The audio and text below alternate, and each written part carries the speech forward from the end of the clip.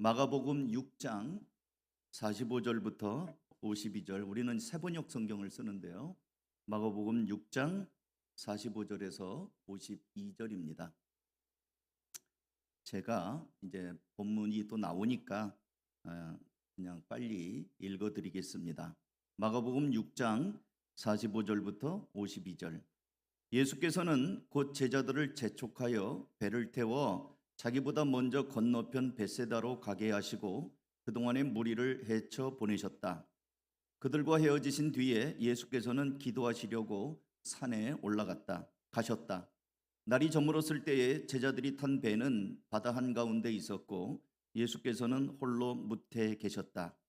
그런데 예수께서는 그들이 노를 젓느라고 몹시 애쓰는 것을 보셨다.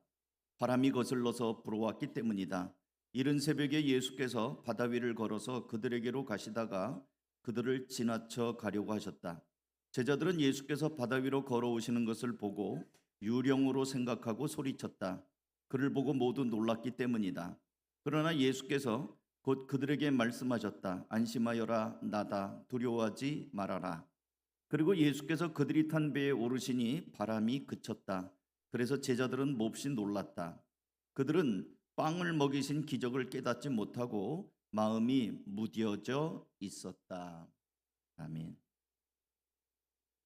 성경을 읽다 보면 때때로 이해가 안 되는 말씀들이 있습니다. 여러분들도 아마 이게 뭐지?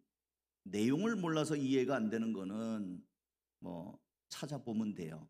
근데 내용이 어려워서 이해가 안 되는 게 아니라 납득이 안 가서 이해가 안 되는 말씀들입니다. 오늘 우리가 읽은 본문이 그런 말씀 중에 하나입니다. 여러분이 익숙하게 보셨으리라 생각을 하는데 오늘 본문은 풍랑이는 바다에서 살아보겠다고 죽을 힘을 다하여 노를 저으면서 고생하고 있는 제자들의 모습이 나와 있습니다. 괴로이 노를 저을 때라는 제목은 옛날 개역 성경에서 따왔어요. 여기 우리 성경에는 뭐라고 기록이냐면 48절에 노를 젓느라고 몹시 애쓰는 것 이렇게 되어 있는데 옛날 개역 성경에는 괴로이 노를 젓는 것을 보셨다 이렇게 되어 있어요. 근데 죽을 고생을 하고 있는 이 제자들 말이에요. 본문 말씀에 보면 누가 죽을 고생을 시키는 겁니까? 이 바다로 들어가라고 하신 분이 누구예요? 한번 본문을 다시 읽어볼까요? 45절 다 같이 한번 읽겠습니다. 시작. 예수께서는 곧 제자들을 재촉하여 배를 태워 자기보다 먼저 건너편 벳세다로 가게 하시고 그동안에 무리를 헤쳐보냈다. 이 바다로 떠밀어 보내신 분이 누구입니까? 빨리 가, 재촉까지 해가지고 배를 타도록 해서 바다로 들어가게 하신 분이 누구라고 그래요? 예수님이에요. 그러니까 예수님의 말씀에 순종했는데 풍랑이 왔어요. 이해가 되세요? 우리가 순종하면 순종했더니 봐라, 봤지? 이래야지 되잖아요. 대박이 나야지. 순종했으면 해피 엔딩이 돼야지. 근데 순종했는데 죽을 고생을 하는 거예요. 예수님이 재촉을 해서 보냈는데 왜 재촉을 해요? 전쟁 났나요? 우리가 보통 빨리 가, 빨리 어서 가라 이럴 때는 뭔가 급한 상황이 있을 때 보내는 거 아니에요? 전쟁이 터졌든지 아니면 누가 죽이려고 지금 쫓아오든지 그래서 급히 피난 갈 때 빨리 가거라 그러는 거 아니에요? 그런 것도 아니에요. 무슨 급한 일이 있는 것도 아니에요. 그 앞에 본문을 보시면 오병이어의 기적이 나와요. 어린 소년이 바친 보리빵 5개와 물고기 2마리로 예수님께서 5,000명이 넘는 사람을 먹이신 기적이 나옵니다. 41절. 예수께서 빵 5개와 물고기 2마리를 들어서 하늘을 쳐다보고 축복하신 다음에 빵을 떼어서 제자들에게 나눠주시고 사람들에게 나눠주게 하셨다.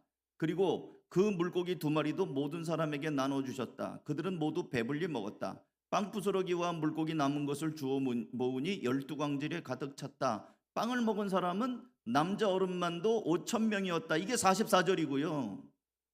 그 다음에 오늘 읽은 본문이 45절이에요. 그러니까 오병이어의 신나는 기적이 있고 예수님이 이제 너희들 건너가거라. 나는 이 무리들을 다 보내고 내가 뒤따라 가마. 순종했는데 사지가 돼버렸어요. 순종했는데 정말 믿음대로 제자로 주의 말씀을 따르려고 했는데 가고 보니까 죽을 자리예요. 당시 기적의 현장을 목격했던 군중들은 매우 흥분했습니다. 이야, 이 보리빵 5개로 이 많은 사람을 먹이다니, 이런 분이라면 우리 식량 문제는 해결되겠구나.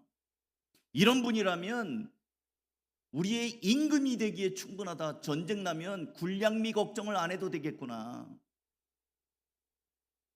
또 예수님이 많은 병을 고치는 걸 보면서 이야, 이런 분이라면 우리가 전쟁 당해서 칼에 찔리더라도 예수님이 한 번만 어루만져주면 다시 회복되겠구나. 천하무적이겠구나. 그래서 많은 사람들이 예수님을 왕으로 추대하려는 움직임을 보였습니다.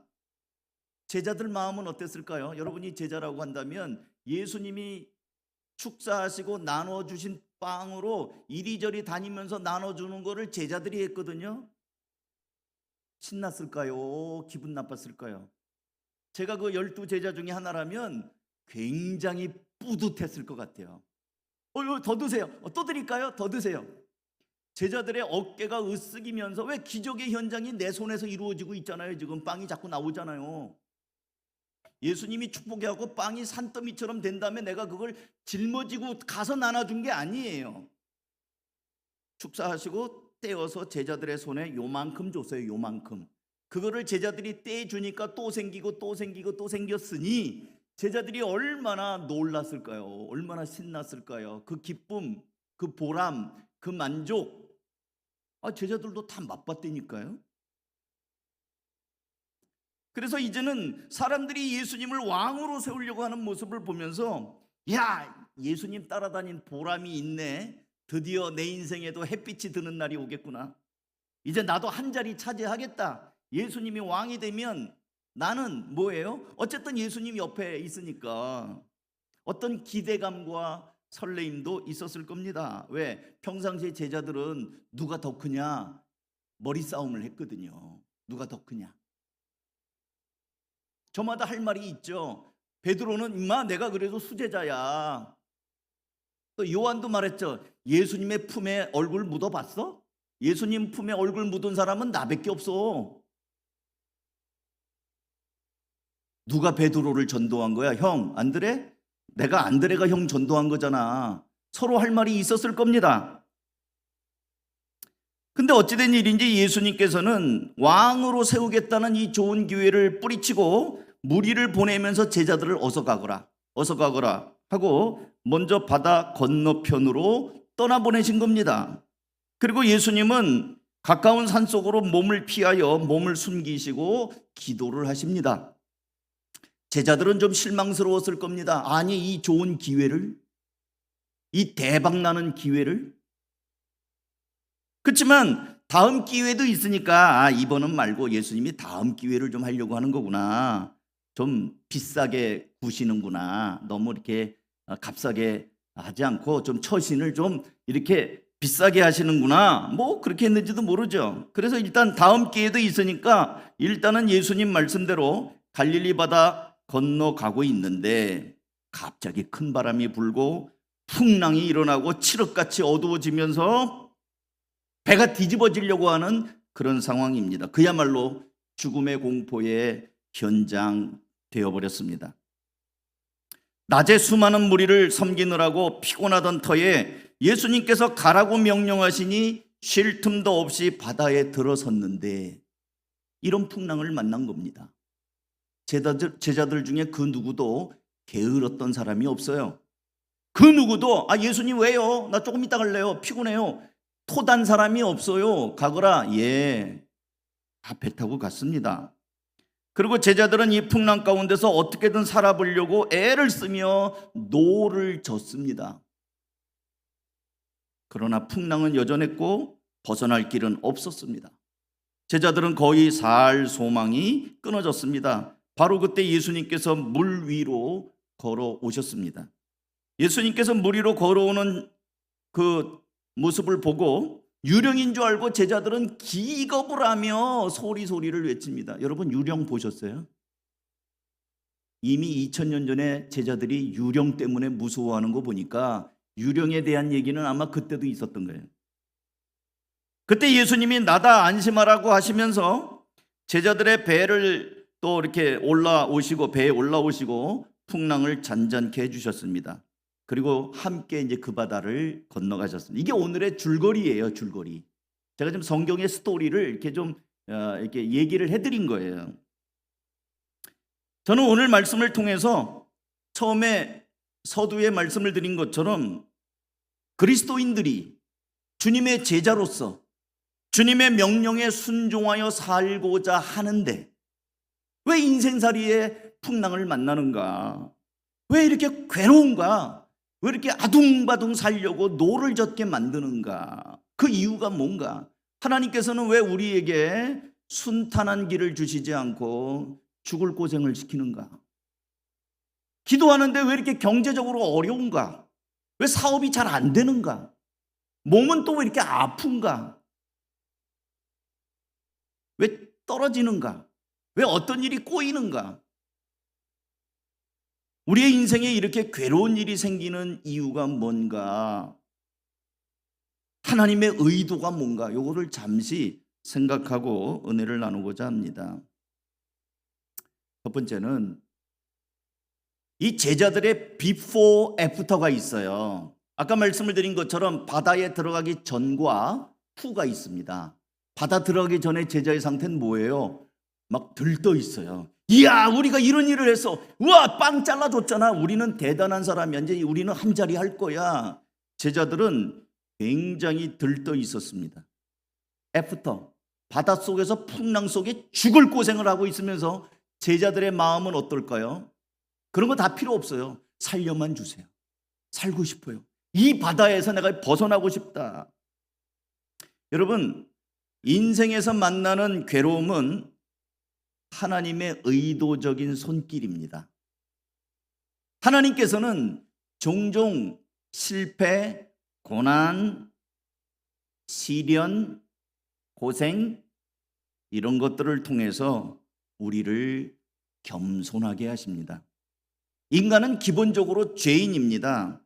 날마다 무슨 일이 잘 되고 대박나고 성공하면 마치 자기가 잘나서 그런 줄 알고 긍지와 자부심으로 마음이 한껏 커집니다. 내가 이런 사람이야 봤지? 내가 얼마나 대단한 사람인 줄 알아? 뭐가 날마다 잘 풀리고 대박나고 이러면은 승승장구하면 사람은 교만하게 되어 있습니다. 풍랑을 만나기 전까지 제자들은 조금 전까지 오병이어의 기적의 주인공이었습니다. 마치 자기들의 손에서 기적이 일어난 것처럼 기고만장했습니다.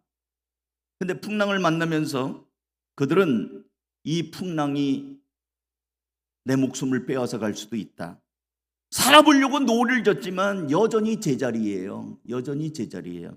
그러면서 야, 내가 노를 젓는 것 아무짝에도 쓸모가 없구나. 이 제자들은 그동안 어부로서 바다에서 잔뼈가 굵었습니다. 어려서부터 다니던 바다입니다. 다 알아요. 그런데 이 풍랑 속에서 정작 내가 할 수 있는 일은 아무것도 없다라는 한계에 부딪힙니다. 어려움 속에 인간은 그때 비로소 나는 아무것도 아니구나. 여러분, 우리가 건강에 자신한다고 하지만 내 몸에 있는 대개 이제 제가 이 기도를 부탁하는 분들에 보면 목사님 건강검진 받으러 갑니다. 별일 없도록 기도해 주세요. 아니, 건강검진 받아서 별일이 있으면 치료받으면 되잖아요. 근데 뭘 겁내는 거죠? 목사님 그다음 뭐 종양 암입니다 이러면 어떻게 합니까? 건강검진을 받으면서 불안해요. 그렇습니다. 우리는 지금 과학이 아무리 발달해도 어떤 종기 하나 났다고 그러는데 그거 악성 종양이다 그러면 그때부터는 어찌할 도리가 없는 거예요. 인간은 참 무기력한 약한 존재라는 것을 우리는 어떤 시련을 통해서 경험하게 됩니다. 사랑하는 성도 여러분, 하나님께서는 때때로 우리 인생의 항로에 경제적 시련이나 육체적 시련, 뜻하지 않은 인간관계 속에 어려움들의 풍랑을 던져주심으로 가던 걸음을 멈추고, 아, 내가 이거밖에 안 되는구나. 난 참 연약하구나. 하나님 없이는 내가 살 수 없는 존재구나 하는 것을 깨닫게 만들고 겸손하게 만듭니다. 다는 아니겠지만 대개 남자들은 군대 갔다 오면 철든다고 그래요. 그래서 군대 가야 돼. 왜 군대 갔다 오면 철들죠? 군대 가기 전에는 무슨 일이든지 자기 마음대로 천방지축 돌아다니면서 자기가 대단한 사람인 줄 알아요. 근데 군대 가면 우양우, 좌양자, 숟가락 드는 방법부터 다시 배워요. 그러니까 제멋대로 다니는 게, 군대 가면은 단체 행동 속에서 누가 그렇게 걸으라고 그랬어? 발 바꾸어 갓! 그러면은 걷다가도 발을 바꿔야 돼요. 그거 안 걸으면은 거기서 나 혼자 이렇게 튀잖아요. 그러면 옛날에는 주워 터졌는데 요즘은 때리는 군대가 아니라니까. 단체 기합 받습니다. 그러니까 그 속에서 안 되는 것도 있구나. 공동체 속에서 내 멋대로 해서는 안 되는구나 하는 거를 배워요. 빰빠라 빰빰빰 나팔 불면 일어나야 돼. 먹으라는 거 먹어야 됩니다. 맛없다고 안 먹어요? 밥 남겨요? 그러면 밥 남기면 그때 또 혼나요. 훈련병 때는 다 먹어야 돼요. 물론 이제 군대 생활 좀 이력이 나고 짬이 좀 쌓이고 상병 병장 이러면 남기기도 하죠. 훈련병 때는 애누리 없어요. 다 먹어야 돼. 맛없어요? 다 먹어서 반찬 투정이에요. 그러니까 아주 기본적인 것부터 이런저런 규율에 나의 자유가 매이기도 하고, 자라고 그러면 자고, 일어나라면 일어야 되고, 걸으라면 걷고, 뛰라면 뛰고, 이런 생활을 하다 보니까 깎이는 거예요. 한마디로 괴롭게 노를 젓는 것이 군대 생활 속에서 경험을 하는 겁니다. 그러니까 철이 들어요. 미국인들에게 가장 존경하는 인물이 누구인가를 설문조사를 했습니다. 1등이 예수님이에요. 참 미국은 크리스찬들에서 가장 존경하는 인물 설문조사니까 1등은 예수님이고, 2등은 예수님 다음으로 미국인들이 존경하는 인물이 제 16대 대통령 아브라함 링컨 대통령을 꼽았어요. 링컨은 그만큼 폭넓게 지금까지 존경을 받는 인물인데, 링컨 대통령에게 하루는 어떤 사람이 이렇게 질문했다고 합니다. 당신은 어떻게 그렇게 사람들이 존경합니까? 어떻게 이렇게 존경받는 사람이 됐습니까? 그 비결이 무엇입니까? 그랬더니 링컨이 이렇게 대답했대요.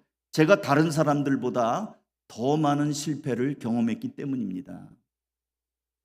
사랑하는 여러분, 만일 여러분이 이 풍랑이는 바다에서 힘겹게 노를 저으며 오늘 고통을 겪는 이 제자들처럼, 나도 그렇다, 요즘 사는 게 너무 힘들다, 돈도 없고 몸도 아프고 내 옆에서 내 마음을 만져줄 사람도 없고 자식이라고 다 쓸모없는 것 같고, 혹시 여러분 그런 가운데 있는 분이 있습니까? 그럴 때 낙심하지 마십시오. 그것은 어떤 면에서는 주님께서 여러분을 사랑하셔서, 그렇지, 아무것도 할 수 없는 인간이라는 거 이제 알았니? 이제 그러니까 내가 필요해. 내가 있잖아. 주님을 만날 수 있는 기회를 지금 주님께서 열어가고 계시는 것입니다. 인생의 고난과 괴로움은 우리를 성숙시켜가는 주님의 손길입니다. 예수님께서는 이 풍랑 가운데서 죽어라고 노를 젓는 이 제자들을 나 몰라 하지 않으셨습니다. 다 계획이 있어요. 여러분 어려움이 있을 때 하나님이 안 계시는 게 틀림없다, 기도해야 소용이 없다, 예수 믿는 거 다 필요 없다, 그게 아니고 오히려 그때가 주님을 더 깊이 만나고 능력을 힘입을 수 있는 기회라는 사실을 꼭 기억하시고 엎드리시기 바랍니다. 두 번째는 조금 아까도 말씀을 드린 것처럼 우리 인생의 항로에서 괴롭게 노를 젓게 하시는 이유는 하나님을 만나는 기회가 되는 거예요. 우리는 지금 모든 것이 편리한 세상에서 살고 있습니다. 저는 어려서 외가댁에서 주일이면 외할머니를 따라 성당을 갔던 적이 있어요. 우리 외할머니는 독실한 천주교 신자였거든요. 그래서 이제 겨울방학, 여름방학이면 이제 외가댁에 가는데 할머니가 주일날이면 성당을 가셔요. 그럼 이제 저는 따라가죠. 근데 이 성당을 가려니까 그 논두렁길을 걸어가지고 한참을 한 시간을 걸어가요. 한 시간을 걸어가면 이제 버스가 다니는 신장로가 나옵니다. 그럼 요즘에는 버스 정거장에 그 표시가 있잖아요. 오는 버스가 몇 정거장 전에 있다, 몇 분이면. 근데 그런 거 없어요. 그때는 무슨 어플이 있어요. 그냥 기약 없이 기다리는 거예요. 그래갖고 이제 버스를 한 또 3, 40분 이상씩 기다렸다가 그 버스를 타고 또 성당을 갑니다. 옛날 신자들은 그렇게 신앙생활을 했어요. 교회 가기 위해서 또는 성당을 가기 위해서 일찍 먼 길, 산 넘고 들판을 지나서 몇 시간씩 기다리다가 교회를 갔거든요. 여러분 아마 나이 어렸을 때 그런 시골 추억이 있는 분이 있을지 모르겠어요. 그런데 지금도 그렇게 하나요? 지금 그렇게 산 넘고 건너서 교회 가는 시대는 지났습니다. 각 가정들마다 자가용이 한 대씩 있고 교회도 걸어서 10분 내에 여러분 우리 교회 오면서 교회 몇 개 지나쳐 오셨어요? 아파트 단지 내 상가마다 교회 있잖아요. 우리 교회를 오기 위해서 벌써 몇 개를 거쳐서 오셨을 가능성이 있습니다. 편리한 시대입니다. 집안에 있는 가전제품, 냉장고, TV, 세탁기, 청소기, 전자레인지를 비롯해서 각종 가전제품들은 과거에 힘겹게 일하던 가정주부들의 노동을 대신하고 있습니다. 교회 와도 모든 시설이 아주 편하게 돼 있어요. 더우면 에어컨이 돌아가고 추우면 난방기가 돌아가고 그러다 보니 예배에 나의 희생이나 수고가 들어갈 틈이 없어요. 그러다 보니 역설적으로 편하기는 한데 하나님을 만날 가능성이 점점 없어져 버렸어요. 하나님을 만나는 것은 우리의 희생과 수고와 눈물이 들어가야 만나요. 근데 너무 편해진 거예요. 그러니 교회를 와도 별로 감동이 없어요. 그냥 늘 주일이 왔네, 오늘도 가야 되네, 그냥 습관이죠. 여러분 예배당에 앉았을 때 눈물이 나던가요? 저도 눈물 안 나요. 아니 담임 목사도 눈물이 안 나는데 성도들이 눈물이 날 리가 있습니까? 근데 제가 군대에서 빠따를 맞아가면서 교회를 갔을 때는 눈물이 펑펑 나더라고요. 예배당에 앉았는데 교회 갈 놈들 나와! 주일날 꼭 그 당시는 내무반이라고 하는데 거기서 꼭 총을 닦아요. 주일날 왜 총을 닦는지 꼭 주일날 총 꺼내갖고 총 닦아요. 그런데 예배 시간에 그러면 교회 갈 놈들 나와! 그러면은 다른 그 병사들은 또 선임병들은 지금 총을 막 닦고 있는데 나는 교회를 간다고 나가니까 이기적인 놈이 되는 거예요. 주일날 쉬어야 되는데. 당직사관이 교회 가려면 이 빠따를 맞고 가면 너희가 진짜 예수쟁이인 거를 내가 알겠다. 10대씩 맞는다. 지금이라도 안 갈 사람은 들어가도 좋다. 제가 신학교 다니다 군대를 갔잖아요. 전도사가 돼갖고 주일날 내가 빠따가 무서워서 교회를 안 가겠습니까? 10대를 엎어져가지고 곡괭이 자루로 10대를 맞고 교회를 가는데 예배당에 앉는데 앉자마자 눈물이 나는 거예요. 내가 마치 매 맞으면서 교회에 온 게 마치 순교자의 무슨 장렬함인가 하여튼 모르겠는데 찬송을 불러도 그 가사가 꼭 나보고 부르는 것 같아요. 여러분 연애하다 보면 그 유행가 가사가 꼭 자기와 같은 공감이 되는 것처럼 찬송을 부르는데 눈물이 펑펑 나는 거예요. 목사님의 설교가 벌써 여러 번 그러는데 쩌릿쩌릿하게 은혜가 돼요. 이런 거 잊어버렸어요. 우리 너무 편한 시대에 살고 있어요. 너무 편해요. 이 PPT도 다 띄워주잖아요. 그러니까 성경도 안 갖고 다녀요. 성경도 읽지도 않고 다 띄워주잖아요. 사랑하는 성도 여러분, 우리가 때때로 만나는 인생의 괴로움은 우리에게 다가오시는 하나님의 초청장입니다. 그게 하나님이 나를 사랑하지 않아서가 아니라 사랑한다는 표현이에요. 우리가 일반적으로 고난이나 시련, 어떤 괴로움을 부정적으로 여기는 경향이 있는데, 하나님은 종종 이런 어려움을 통해서 하나님 자신을 드러내십니다. 풍랑이나 어두운 밤바다 속에 힘겹게 노를 젓는 제자들을 보신 예수님은 물 위를 걸어서 다가오셨습니다. 이 모습을 본 제자들은 주님이 유령인 줄 알았어요. 6장 49절 읽게요. 제자들은 예수께서 바다 위로 걸어오시는 것을 보고 유령으로 생각하고 소리쳤다. 예수님을 유령으로 생각했어요. 제자들의 수준이 이래요. 그렇게 예수님 따라다녔는데도 예수님을 못 알아보고 유령이라고 생각하는 거예요.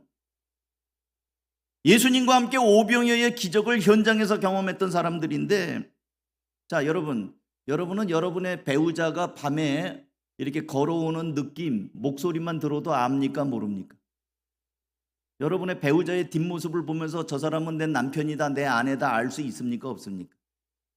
아니, 못 알아보는 사람은 잘 돌봐줘야 돼요. 아니, 예수님하고 지금 지낸 세월이 얼만데 예수님 보고 유령이라고, 수준이 이렇다니까요. 그러니 풍랑을 만날만 하지. 풍랑 만나고 나서 예수님이 배에 올라오니까 그때 비로소 아니, 이분이 누구길래 바람과 바다를 잔잔케 하는가. 여러분, 이 풍랑은 예수님을 새롭게 만나게 만드는 거예요. 그거 안 만날 때는 완전 그냥 빈 껍데기로 그냥 들떠서만 다니는 거예요. 신앙이라고 할 수 없어요. 아직 이 사람들은 예수님에 대한 신앙 고백이 정리가 안 됐어요. 예수님 따라서 신나고 그냥 들쑥날쑥 철부지처럼 다니기는 했지만, 예수님이 대단한 분이네, 기적 일으키네, 막 이렇게 덜렁덜렁 따라다니긴 했지만 예수님에 대한 분명한 신앙 고백이 아직 없었어요. 적용합니다. 여러분, 예수님에 대한 신앙 고백이 있습니까? 아직 없는 분들은 기다리십시오. 시련이 갑니다. 한 방 가고 두 방 가고. 왜? 그런 걸 통해서 하나님이 살아계시는 분이구나. 과연 하나님은 능력, 여러분 어려움을 만날 때 기도해서 응답받으면 그때는 확신이 흔들리지 않아요. 가끔씩 그래서 하나님은 우리가 엎어질 때 바로 일으켜주지 않으셔요. 애쓰다가 안 될 것 같을 때 그때 하나님이 손을 내미십니다. 52절 말씀은 제자들이 그렇게 예수님을 향하여 유령이라고 생각하고 두려워하고 놀랐던 이유가 예수님이 누구인지 깨닫지 못하고 마음이 무뎌져 있었기 때문이라고 그래요. 무뎌져 있었다. 주부들은 잘 아시죠? 칼을 쓰다가 무뎌지면요, 쓰는 것도 힘들고 다치기 쉬워요. 예리하게 갈아야지 칼도 잘 드는 것이고 일하기도 좋은 겁니다. 제자들이 둔해졌어요. 영적으로 둔해졌어요. 그래서 이 풍랑이 그에게는 날카롭게 벼리는 숫돌과 같이 돼버렸습니다. 예수님이 말씀하셨습니다. 50절 중간에 보면, 그러나 예수께서 곧 그들에게 말씀하셨다. 안심하여라. 나다. 두려워하지 말아라. 예수님은 이 말씀을 하신 다음에 제자들이 타고 있는 배에 오르셨습니다. 풍랑은 잔잔해졌고 제자들은 예수님을 새롭게 만나죠. 아니, 이분은 누구시길래 바람과 파도를 잔잔케 하시는가? 예수님이 기적을 행하는 분이 아니라 하나님이심을 제자들이 비로소 눈이 떠지는 순간이었습니다. 사랑하는 성도 여러분, 인생의 괴로움은 마치 녹슨 쇠붙이에 철부러시로 막 문대는 것과 같아요. 우리의 둔한 마음, 깨닫지 못하고 어두웠던 마음들이 이런 시련을 만날 때 그때 비로소 하나님, 나는 아무것도 할 수 없는 연약한 인간입니다. 나를 불쌍히 여겨주십시오. 그때 우리가 기도해요. 그때 우리가 눈물이 나요. 그때 우리가 하나님 앞에 엎어진다고요. 그때 하나님이 우리를 찾아오셔서 전능하신 하나님이신 것을 보여주십니다. 당장은 아프고 괴롭지만, 그러나 일정한 시간이 지나면 얼마나 나의 인격과 성품이 그 고난을 통해서 변화되고 성숙해졌는가를 알게 됩니다. 사랑하는 성도 여러분, 인생을 살아가다 보면 우리 역시 풍랑을 만나게 될 것입니다. 그 속에서 우리도 오늘 풍랑이는 바다 한복판에 있는 제자들처럼 괴로이 노를 젓게 되는 순간이 때때로 올 것입니다. 아니 어쩌면 지금 그렇게 나는 풍랑의 순간, 목사님 제가 지금 그렇게 괴롭게 노를 젓는 순간입니다 하는 분이 있을지도 모르겠어요. 당황하지 마십시오. 그럼에도 불구하고 주님은 여전히 나를 버린 적이 없고, 내가 이렇게 칠흑같이 어두운 밤바다에서 고생하고 있는 것을 주님이 알고 계셔요. 찾아오십니다. 그때 주님이 오시는 순간이라고 그랬잖아요. 일찍이 다윗은 이렇게 고백합니다. 같이 한번 읽어보겠습니다. 시편 23편 4절 한번 읽어볼까요? 시작. 내가 비록 죽음의 그늘 골짜기로 다닐지라도 주님께서 나와 함께 계시고 주님의 막대기와 지팡이로 나를 보살펴 주시니 내게는 두려움이 없습니다. 다윗만큼 정말 기름 부음을 받았지만 사울 왕의 암살 위협에 시달린 사람이 없죠. 늘 쫓기는 인생이었습니다.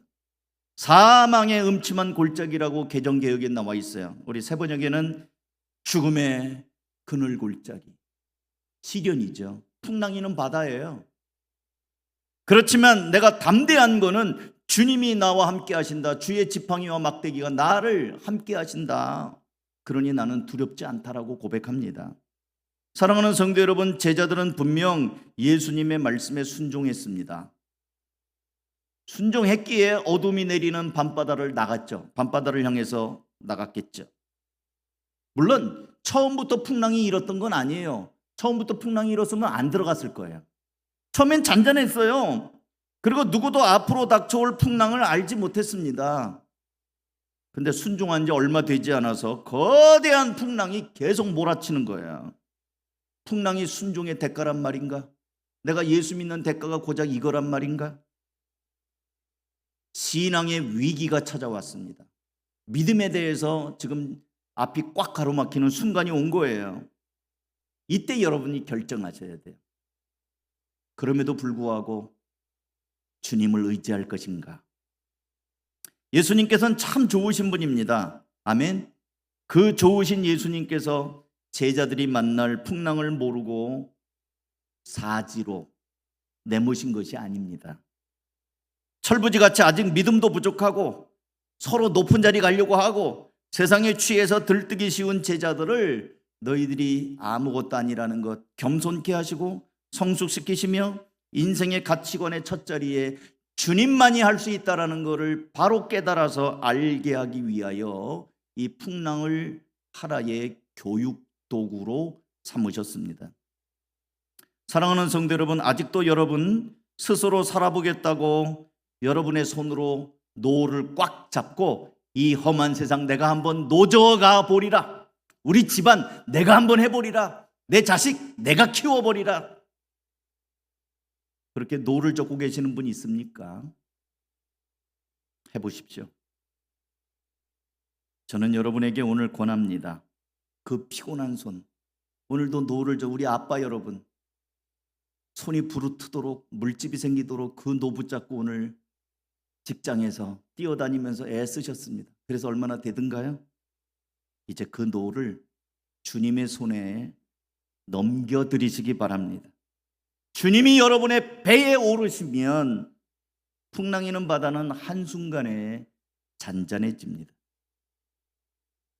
혼자 노를 저으려고 이 칠흑 같은 밤바다에 배가 뒤집어질지도 모르는 이 무서운 파도 가운데서 이제는 주님을 모셔드리시기 바랍니다.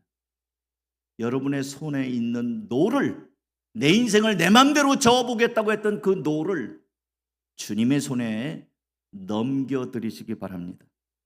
그러면 잔잔해진 바다와 같이 예수님이 여러분의 삶을 평안케 하시고 여러분의 가정, 여러분의 일터, 특별히 우리 젊은이들은 만남의 축복, 이런 것도 주님께서 인도하실 것입니다. 기도하겠습니다. 이 시간에 제가 여러분과 함께 기도하는데요, 특별히 오늘 설교 말씀을 듣고 다는 아닐 수 있어요. 그런데 눈 감으신 상태로 잠깐 제 초청에 응하실 마음이 있는 분들은 들어보시기 바랍니다.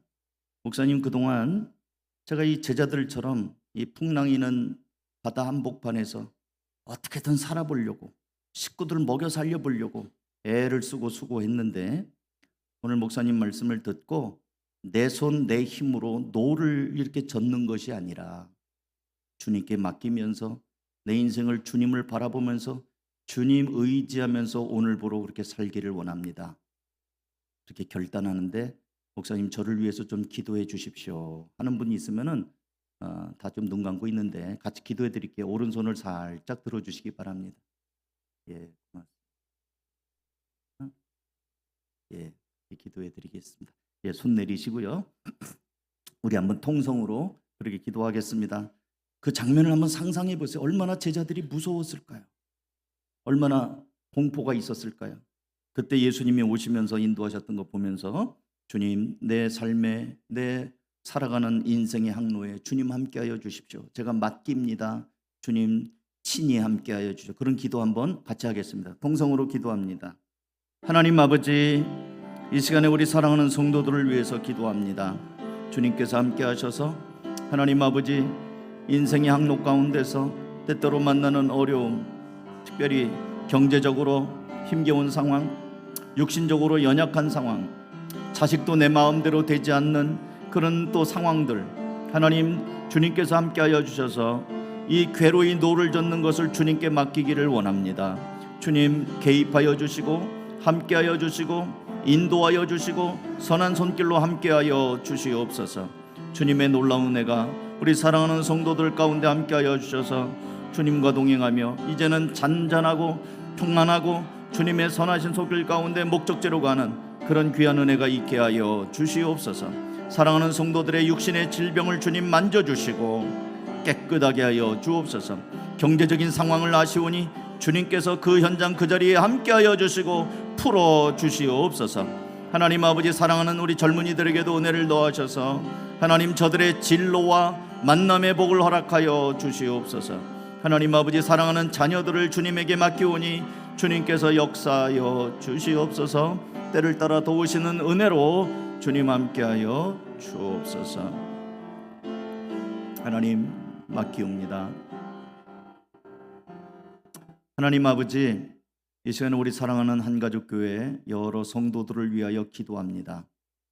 제자들의 모습 속에 내 모습이 있고 풍랑이는 밤바다에 살아보겠다고 괴로이 노를 젓는 그 모습이 오늘 이 현장, 이 현실 속에서 가장의 어깨의 무게로 또 자녀들을 기르는 또 부모의 마음으로 애쓰고 수고하는 우리들의 모습이 그 속에 있습니다.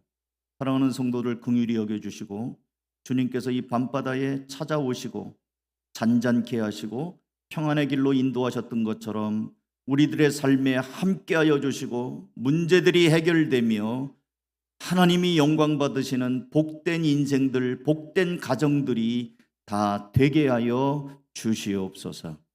축복하고 예수님의 이름으로 기도하옵나이다. 아멘. 우리 모두